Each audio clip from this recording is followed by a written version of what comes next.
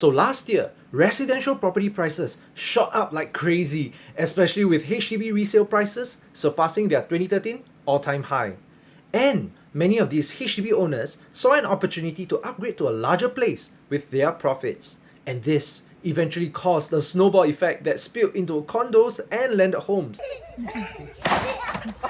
where their prices went up. Those buyers who took their time, well, unfortunately, they were priced out of the market. So, when home prices went up so quickly in so short a time, the authorities decided to introduce more cooling measures to slow down the price increase. So, how is the property market going to be like in 2022?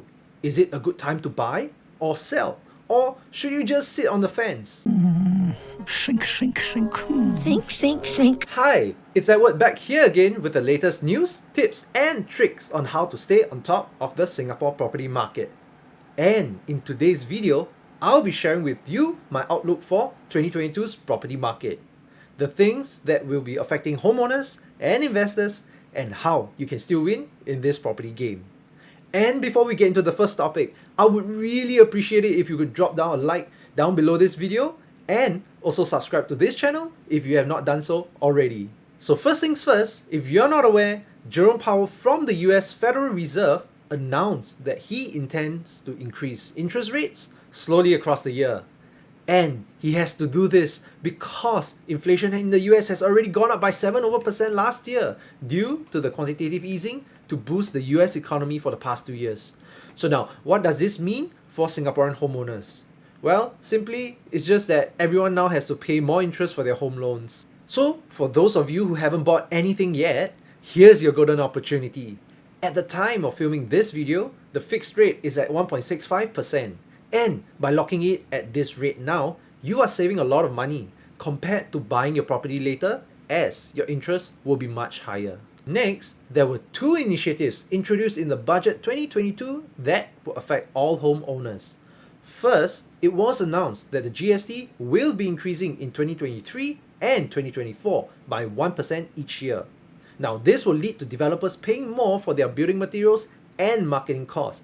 And in order to maintain the same profit margin, the homeowners will most likely bear this increase.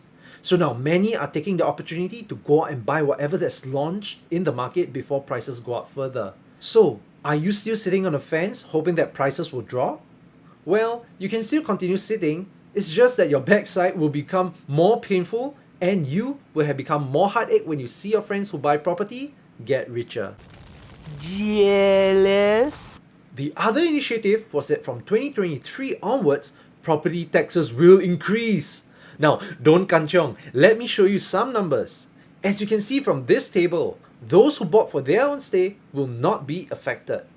Only those living in condos, landed, and GCBs in central areas will pay more taxes. Now, what is a few $1,000s more when your house is worth $10 to $20 million? And landlords who rent out their condos in suburban areas like in Tampines, Ang Mo Kio and Jurong will pay $600 more in taxes. Now this is only $50 more per month, while those renting out their condos in central areas like in Orchard, Bugis and Tanjong Pagar will pay $1,400 more. Now what is $116 more per month? And this is not something that landlords are really worrying about because in today's rental market, the lack of ready units and strong demand have resulted in higher rent. So for those landlords who are watching, stop laughing. I know that you have all raised your rents by hundreds of thousands because the landlords that we are working with have also increased their rent by this much. And in fact, the increase in rent is enough to cover both the interest rate increase as well as the higher property tax. Fourth, we also have to take the new cooling measures into account.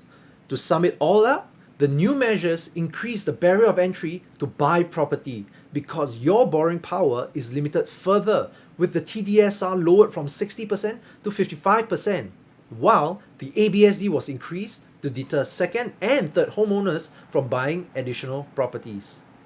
But if you have worked with us before, you will know that there are other legal and law-abiding ways to own a second property without incurring additional stamp duties. Psst, we are very law-abiding one. We don't want to get invited to drink kopi. If you feel that the property market is now riskier to invest in, congratulations! The cooling measures are working. In fact, by using our 7R Plus framework, you will be always able to spot and acquire a winning property regardless of market condition. And in the past 14 years, we have helped hundreds of families get 6-figure returns from their properties. And if you might be one of them, congratulations! Feel shocked, right? Who says money can't buy happiness? A flush with cash. Fifth, is the crisis in Ukraine going to affect our property prices? Now, both countries in conflict are major exporters for wheat, metals and oil. And with fuel prices going up, food costs will likely go up as well. So for those of you who want to cut costs and are looking to lose weight, now is the best time to go on a diet by eating less and walking more. Jokes aside, personally, I feel that this conflict wouldn't bring down our property prices. And in fact, it might even push it up further, because with a decrease in exported metals, building costs are likely to go up, which means that it can become more expensive to construct newer homes. So why would developers drop their prices and sell you cheap? So it doesn't make sense. Now, however, there are still new launches that pass the 7R Plus framework and have discounts too. So if you want to know what they are, you can contact us in the link in the description below. Lastly, are you aware that the supply is dwindling? In the past 2 to 3 years, there were very few government land sales, and developers started to become more desperate, which led to them en-blocking existing condos. And before another en-bloc fever could form, the authorities quickly introduced cooling measures in December. And because of these cooling measures, en-bloc is no longer attractive to developers anymore. This means that those hoping to hoard big by buying super old condos can wait long. Developers with very limited stock are likely to go all out by bidding at higher amounts for upcoming land sales.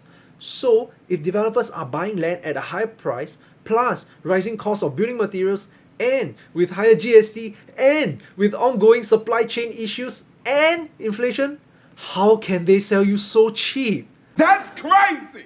To sum it all up, the property prices in 2022 are looking to hold steady or become higher.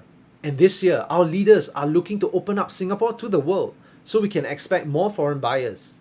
So that's all I have for you today. Hopefully this video gave you some clarity and some value. And if you are still confused on what to do, you can always reach out to us in the link shared in the description down below. I'm Edward, and I'll see you in the next video.